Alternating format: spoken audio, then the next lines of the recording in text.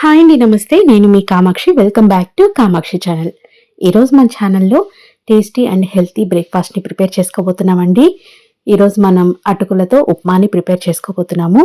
అయితే రెగ్యులర్గా యూజ్ చేసే అటుకులు కాకుండా ఇక్కడ నేను ఎర్ర అటుకులని యూజ్ చేస్తున్నాను.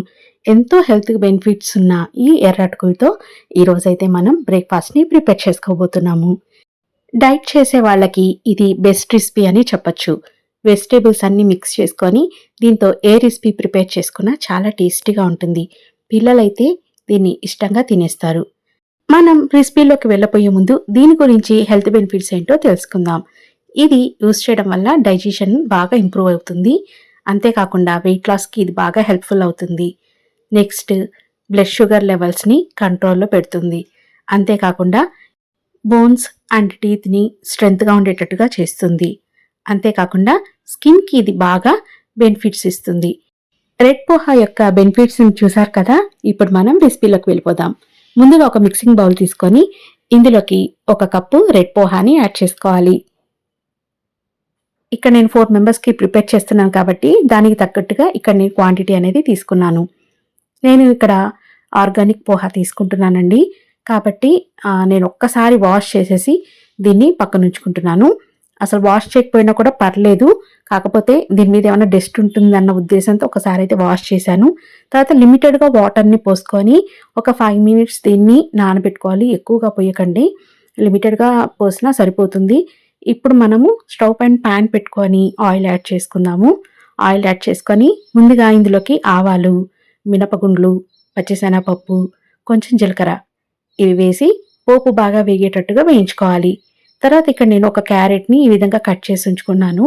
తర్వాత ఫ్రోజన్ బఠానీ తీసుకున్నాను, పచ్చిమిర్చి ముక్కలు, అల్లం ముక్కలు, కొంచెం కరివేపాకు, జీడిపప్పు. ఇంకా ఇందులోకి మీరు బీన్స్ అలాంటివి కూడా తీసుకోవచ్చు, వెజిటేబుల్స్ని యాడ్ చేసుకోవచ్చు. ఇప్పుడు వీటిలన్నిటిని ప్యాన్లోకి యాడ్ చేసేసుకుందాం. పోపు బాగా వేగింది కదా, ఇవన్నీ యాడ్ చేసుకొని బాగా మిక్స్ చేసుకోవాలి. జీడిపప్పు అనేది ఆప్షన్ అండి. నాకైతే జీడిపప్పు పర్సనల్గా ఇష్టం కాబట్టి యాడ్ చేసుకున్నాను. మీకు నచ్చితే యాడ్ చేసుకోవచ్చు.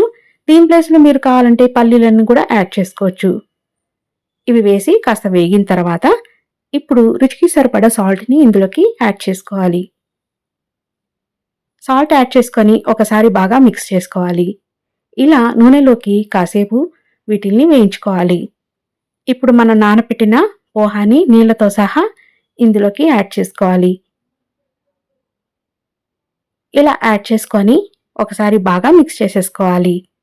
ఇందులో ఎక్స్ట్రాగా వాటర్ ఏమీ యాడ్ చేయకూడదండి. ఆల్రెడీ ఇది 5 మినిట్స్ నానింది కాబట్టి ఈ ఉన్న వాటర్తోనే ఇక్కడున్న వెజిటేబుల్స్ ఇవన్నీ ఉడికిపోతాయి. పోహా కూడా కంప్లీట్గా ఉడికిపోయి పొడి పొడిగా వస్తుంది.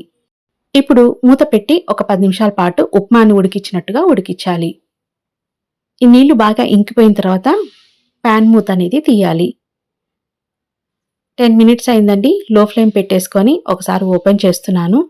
చూసారు కదా, వాటర్ మొత్తం అబ్జర్వ్ చేసుకొని అటుకులు అనేవి పొడి పొడిలాడుతూ పర్ఫెక్ట్గా వచ్చాయి. ఒకసారి బాగా మిక్స్ చేసేసుకుందాము. ఈ విధంగా బాగా మిక్స్ చేసేసుకొని ఇప్పుడు మూత పెట్టకుండా ఒక 2 నిమిషాల పాటు దీన్ని మనము ఉడికించుకోవాలి. ఏదన్నా పోహాలో ఉండే తేమ ఉంటే అబ్జర్వ్ చేసేసుకొని ఇది పొడి పొడిలాడుతూ పర్ఫెక్ట్గా వస్తుంది. అంతే అండి, టేస్టీ రెసిపీ అయితే రెడీ అయిపోయింది. డైట్ చేసే వాళ్ళకి ఇది బెస్ట్ రెసిపీ అని చెప్పచ్చు. కొంచెం తిన్నా కూడా మనకి పొట్ట ఫిల్గా అయినట్లు ఉంటుంది. ఈ ఎర్రటుకులతో మనం ఎన్నో రకాలుగా ప్రిపేర్ చేసుకోవచ్చు. నేను ఒక మెథడ్లో ఈరోజు ప్రిపేర్ చేసి చూపించానండి. అండ్ ఫైనల్గా ఇందులోకి కొంచెం నిమ్మరసాన్ని పిండుకొని తింటే చాలా చాలా టేస్టీగా ఉంటుంది. ఒకవేళ మీకు నచ్చకపోతే స్కిప్ చేసేయచ్చు.